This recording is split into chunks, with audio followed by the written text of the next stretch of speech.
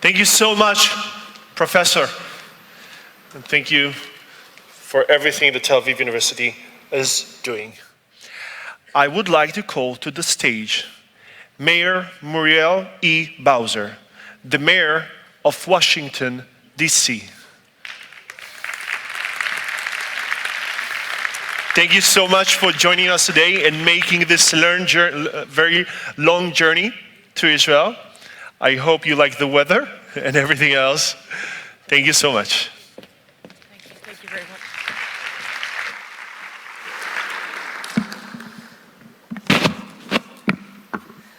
Well, good morning, everybody. I'm Muriel Bowser. I have the great honor of being a mayor of Washington, D.C., and joining you today, leading a delegation of 47 members of the Washington, D.C. community who traveled to Israel to build relationships that will support both of our communities. I am very thankful to you, Professor, for having us at your beautiful university, where we also hope to bring back lessons about a focus on cybersecurity in our own institutions of higher learning. We are delighted to join so many members of our global community in focusing on how we can address cities and nations' threats of cybersecurity issues. Senator Lieberman, members of our federal government who are represented, our Chief Technology Officer, Lindsay Parker, joins us as well, so that when we come together in Washington, we will be actively participating in those discussions as well. I wanted to start by sharing a story with you from 2017. It was 8 days before the inauguration of our president, where we expected thousands of people from across the United States to make the trip to Washington, D.C. to participate in our transfer of power. Most peacefully, we expected, but some, according to intelligence and open social media, plan not to be so peaceful. Hosting big events is something we do all the time in our city, something our city has done for decades: inaugurations, visits from the Pope and other distinguished leaders, President Obama's historic inauguration, the Million Woman March, just to name a few. Over the years, our police chief would say we've become a well-oiled machine in handling national security events. Our public safety agencies are the best in the business. So just about a week before the president's inauguration, we were getting everything in order when we noticed that some of our police cameras started going dark. 4 here, a few more there, and a few more there. We quickly realized that we had been hit by ransomware. Again, this is just 8 days before a national event that requires dozens of agencies from across our region to work together.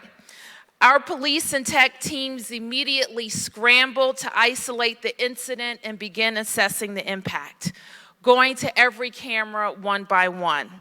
In the end, we discovered that 123 of our 187 surveillance cameras had stopped working, many in critical locations where important presidential and VIP movements were planned.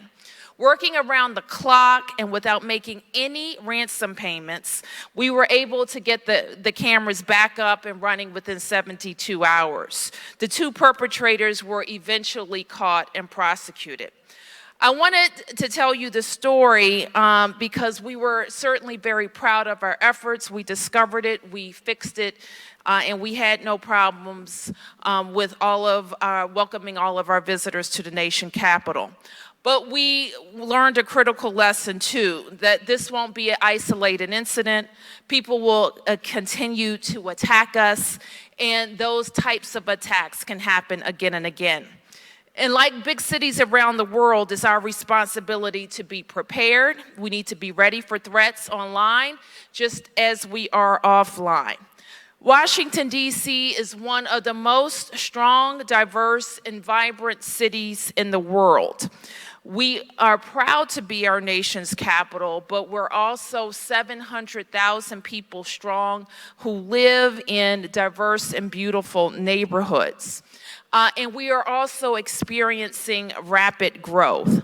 We have similar urban challenges as many cities around the world, including some you experience here in Tel Aviv, like the growing demand for housing, making housing very expensive, also making sure we're investing in sustainable transportation options, and creating opportunities for good paying jobs so that everybody in our city can experience the prosperity that we're growing.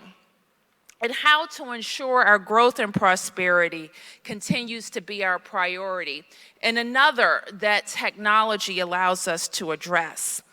In the same way we prioritize economic development, education, and housing, and all the issues that we're so used to hearing about, we know that investing in technology and diversifying the types of jobs we have in the District of Columbia is so important to our future. Part of my job is letting people around the world know that Washington, D.C. is more than the capital in the White House. But in fact, our fastest growing job sector, in fact, are private sector jobs, and many of them in tech. And we have invested in what we think is our niche. We're different than Silicon Valley and Boston, and we have been very successful in attracting women founders, investing and growing in those women-owned businesses. Washington, D.C. Has been honored to be selected as one of 1,000 resilient cities around the world, along with cities like Paris and New York, Bangkok, Buenos Aires, and of course, Tel Aviv. Washington, D.C. cyber network, as I mentioned, is approximately targeted 1 billion times every single year. So for us, we know that it's not a question of when, of if, but when, and how we are going to be prepared for those eventualities. We have seen other American cities like Baltimore and Atlanta experience these targets and much longer interruptions. And what's going to matter most when this does happen is how we train our employees and harden and invest in our systems. Many of you here today are the world's first digital responders, and it's up to leaders like us in both the public and private sectors to prioritize and invest in the cutting-edge tools you need to do your jobs well, to stay ahead of the bad actors, and to protect our systems. And partnerships, we recognize, are so critical. That's why we worked with our Chamber of Commerce for this mission to bring with us DC small businesses, technology companies, real estate developers, and community leaders to make sure that we are building those types of partnerships for the future of our city. Since I became mayor in 2015, I've made these types of investments a priority.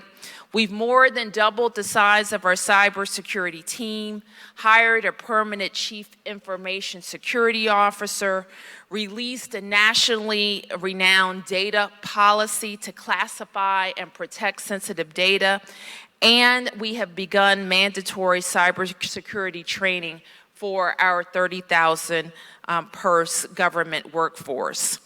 We're not done. Washington, D.C. is, of course, unique geographically and politically. In the U.S., we function as a city and a county and a state all at once. To our benefit, this means we are able to provide companies and nonprofits an environment that fosters creativity and innovation. But we're not just looking for help just in DC. Protecting our cybersecurity networks is a global effort. 3 of the 5 major systems we use to protect our 800-mile municipal fiber network, for example, come from Israeli companies. This is a global challenge that requires global solutions. And it's not just about security, it's also about using technology to provide a better government experience. In 2019, residents and businesses are asking if companies like Amazon can be fast and responsive and deliver the next day. Why can't our governments? And they're right to ask that question. So for all of us here today, that's our challenge. How can we continue to innovate and communicate and provide an amazing customer experience without compromising our security? Our residents, our taxpayers demand it. And how can we be open and responsive, knowing all the threats that lurk behind every screen, keyboard, and mobile device? That's the challenge my team and I look forward to working with you on in the years to come. And we're also here, Mr. President, to let everybody in Israel know that we are providing easier ways for us to do business together and work together, because now we have a direct flight from Washington, D.C., Dulles, to Tel Aviv.